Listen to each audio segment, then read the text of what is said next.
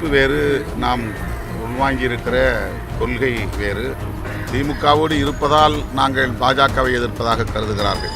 திமுக கூட்டணி இருந்தாலும் சரி, இல்லாவிட்டாலும் சரி, கருத்தியல் அடிப்படையில் எதிராக பார்க்கிறோம், அவ்வளவுதான்.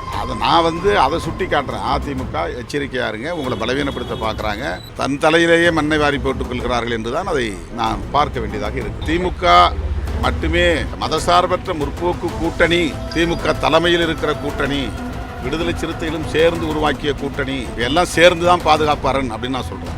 சந்திக்க விரும்பினால் நான் சந்திப்பேன், அதில் எனக்கு எந்த தயக்கமும் இல்லை. பாஜகவில் ஏராளமானவர்கள் எனக்கு நண்பர்களாக இருக்கிறார்கள். நட்பு வேறு, நாம் உள்வாங்கியிருக்கிற கொள்கை வேறு. பாஜகவில் இருப்பவர்களுக்கு அவர்களின் கொள்கை எவ்வளவு முக்கியமோ அதுபோல எனக்கு விடுதலை சிறுத்தைகளின் கொள்கை கோட்பாடுகள் முக்கியம்.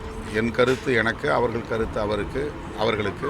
அதை தாண்டி நட்பு இருப்பது ஒன்றும் தவறில்லை. அந்த அடிப்படையில் அண்ணன் KP ராமலிங்கம் அவர்கள் எனக்கு நன்கு அறிமுகமானவர், நல்ல பழக்கமானவர். திராவிட முன்னேற்றக் கழகத்தில் அவர் மாநிலங்களவை உறுப்பினராக இருந்த காலத்தில் நாடாளுமன்றத்தின் மைய மண்டபத்திலே நாங்கள் அடிக்கடி சந்திக்கிற வாய்ப்புகளை பெற்றிருக்கிறோம். இந்த நட்பின் அடிப்படையிலே அவர் சந்திக்க வந்தால் நிச்சயமாக வரவேற்போம். திமுகவோடு இருப்பதால் நாங்கள் பாஜகவை எதிர்ப்பதாக கருதுகிறார்கள். அது அல்ல உண்மை.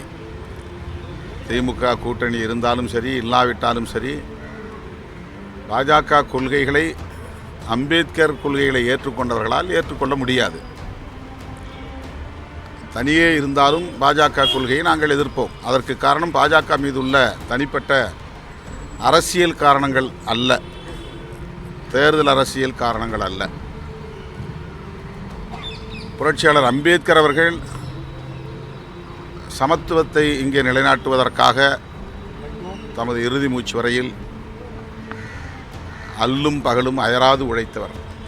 திமுக கூட்டணிக்குள்ள ஒரு குழப்பம் உருவாகும், அதன் மூலமாக ஒரு விரிசலை ஏற்படுத்த முடியும் அப்படிங்கிறது அவங்களுடைய எதிர்பார்ப்பாக இருக்கிறது. பாதுகாப்பு அரண் அப்படிங்கிற அடிப்படையில் பேசலை. மதசார்பற்ற முற்போக்கு கூட்டணி, திமுக தலைமையில் இருக்கிற கூட்டணி, விடுதலை சிறுத்தைகளும் சேர்ந்து உருவாக்கிய கூட்டணி, எல்லாம் சேர்ந்து தான் பாதுகாப்பு அரண் அப்படின்னு நான் சொல்கிறேன். பாஜக என்கிற மதவாத சக்திகளை எதிர்கொள்வதற்கு மதசார்பற்ற முற்போக்கு கூட்டணி ஒரு பாதுகாப்பு அரண்.